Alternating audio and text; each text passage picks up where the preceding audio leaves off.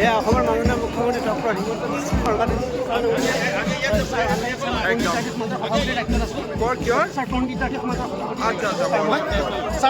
একোখন ভাগৱতীয় সমাজৰ সম্পৰ্কত আপুনি চমকে কওক একদম হয় ঠিক আছে ধন্যবাদ সমাজৰ ফালৰ পৰা মোক অনুৰোধ জনোৱা হৈছিল সেইমতে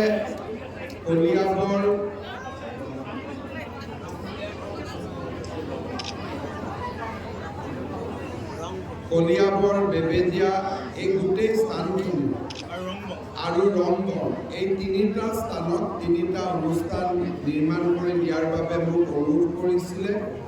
কলিয়াবৰত কাম বহুখিনি আগবাঢ়িছে, ৰংঘৰত কাম বহুখিনি আগবাঢ়িছে আৰু আজি আমাৰ এই বৈকুণ্ঠ সদৃশ বেবেজীয়াটো প্ৰশাসনিক ভৱনৰ নিৰ্মাণৰ কাম আগবঢ়াৰ বাবে আমি আজি উপস্থিত হৈছোঁ।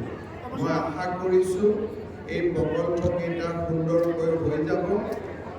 আজি আমি যিটো প্ৰশাসনিক ভৱনৰ আধাৰশিলা স্থাপন কৰিছোঁ তাত 3মহলীয়া এটা বিল্ডিঙৰ পৰিকল্পনা কৰা হৈছে। ভৱিষ্যতৰ দিনতো এই প্ৰকল্প সম্পূৰ্ণ যাতে হয় তাৰ বাবে মই যিমান পাৰোঁ আপোনালোকক সহায় কৰিম আৰু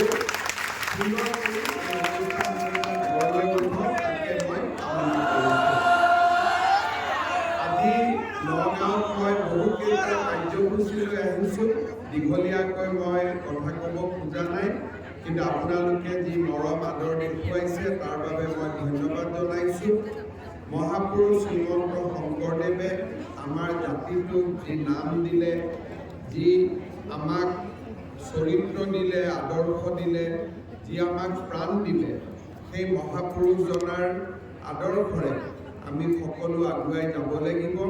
একশৰণ ভাগৱতী সমাজে মহাপুৰুষগৰাকীৰ আদৰ্শ সকলো শ্ৰেণীৰ মাজত লৈ যোৱাৰ বাবে যি প্ৰয়াস আৰু প্ৰচেষ্টা কৰি আহিছে, ৰাইজক ভক্তি ৰসেৰে যি ধৰণে অমৃত পান কৰোৱাইছে তাৰ বাবে মই একশৰণ ভাগৱতী সমাজকো ধন্যবাদ জনাইছোঁ আৰু সকলোকে পুনৰ এবাৰ একেলগে লগ হৈ সমন্বয়ৰ মনোভাৱেৰে কাম কৰি আমাৰ অসমখনক যাতে আমি ভাৰতৰ ভিতৰতে এখন শ্ৰেষ্ঠ ৰাজ্যলৈ পৰিণত কৰিব পাৰোঁ।